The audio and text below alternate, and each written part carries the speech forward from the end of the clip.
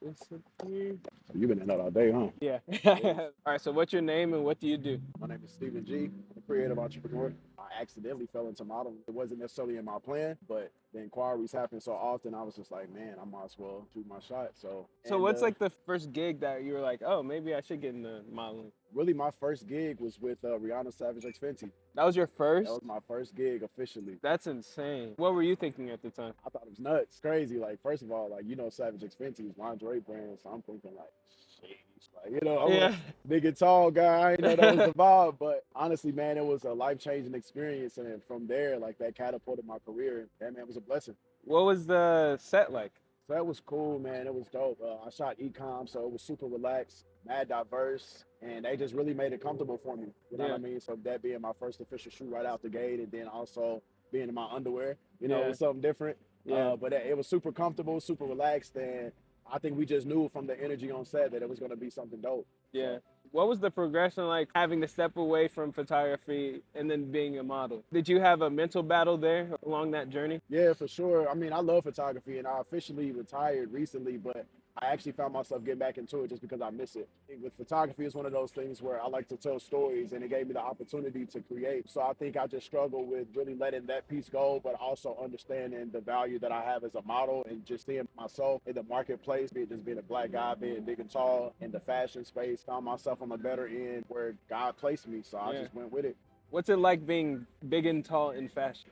It's different, man. I think it's something that fashion is getting used to. For the women, they're making a lot of progress. For men, it's definitely slow and steady. So not a lot of progress there, but it's one of those things which, again, I like. I feel that God put me in a position to really open up some doors and walk alongside some other creatives that are in the industry doing it too as well, and really just breaking barriers, man. Like it's a big and tall community out here that are on different journeys, whether it's in the fitness journey or whatever, but we still want to wear clothes. We still want to look good doing it. And Exactly. so it's one of those things to where fashion and being a big and tall model is super unique. But I think, I've been able to really carry it with grace. There's a lot of highs that go with being a creative person, but what are some of the lows that you've been through to get to where you are today? One of those lows is definitely just being stagnant. Yeah. Being stagnant and losing inspiration. What are you inspired by? Man, I love to travel. I love to see new things, experience new cultures, experience new food. I like to take it all in. So I love people being in their element. What's your favorite place that you have ever traveled to?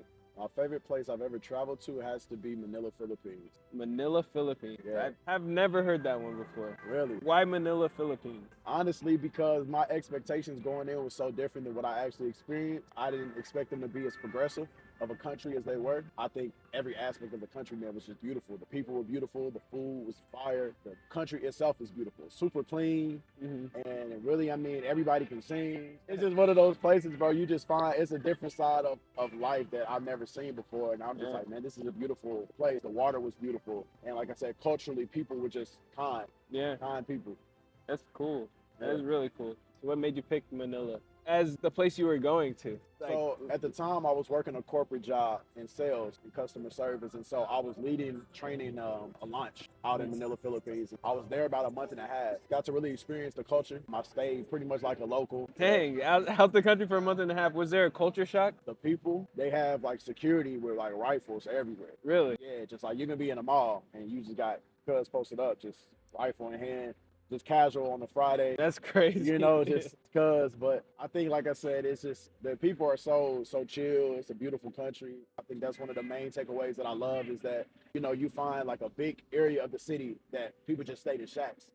Didn't have running water, didn't have like toilets and things like that. And so they were in these positions, but they loved their life. They loved their family. It was one of those eye-opening experiences. It's like, man, I can really be grateful for a lot more than what I am, as an American, and really just my Yeah. lifestyle. I want so much, and we want so much as a culture, but there's people who have way less and they're happy. So that's one of the biggest culture shocks for me. So is the American dream real? The American dream is not real.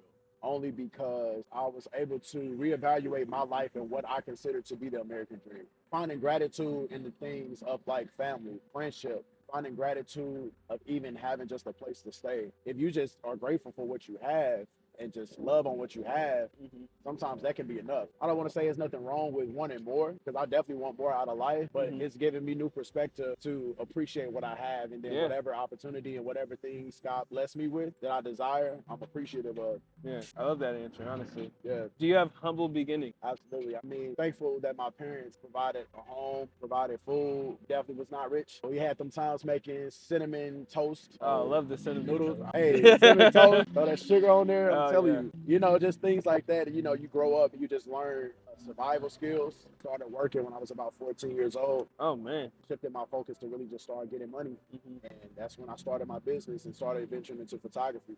That's awesome. What's one of the biggest highs in your life? I would say it's having my daughter. My daughter is 9 months as of yesterday. What's it like being a dad? Honestly, bro, it's one of the most rewarding experiences I've never knew that I would experience. They can understand who they are, especially her being a woman, her Mhm. value. And I get the opportunity to really instill that into her from birth. It was just a blessing. Like, I can change somebody's life. Have you ever at any point been scared at all? Any fear? I want to say all the way leading up to it, I was kind of shook. Like, man, what if Mhm. she don't even like me? You know what I'm saying? Or Yeah. what if something happened and I can't provide the way I want to provide? So I think all those fears and anxieties of just like, man, I'm gonna have to raise this girl for the rest of her life. A lot of times we say just 18 years, but I don't believe in that. I feel like, I'm gonna be in my daughter's life and she's gonna be dependent on me as long as she needs to be for the Yeah. rest of her life. So it's like really committing to a human being forever. It's amazing. I always think about it, me personally, I'm not a dad, but I fear things already. What piece of advice would you give your younger self? Never doubt yourself. Trust God every step of the way. Start saving money now and stay creative. And what piece of advice would you give someone who wants to do what you do? I would say be consistent. Consistency is key. Constantly showing up is one of the biggest factors in being successful in what I do. Staying creative, making sure that you're in a space where you can constantly cultivate new ideas. Be yourself, be reliable, be trustworthy, and just be good at what you do. Yeah. Are you ready to see it? Yes, sir. That was quick. Sheesh. Yo, that was fast. That's crazy.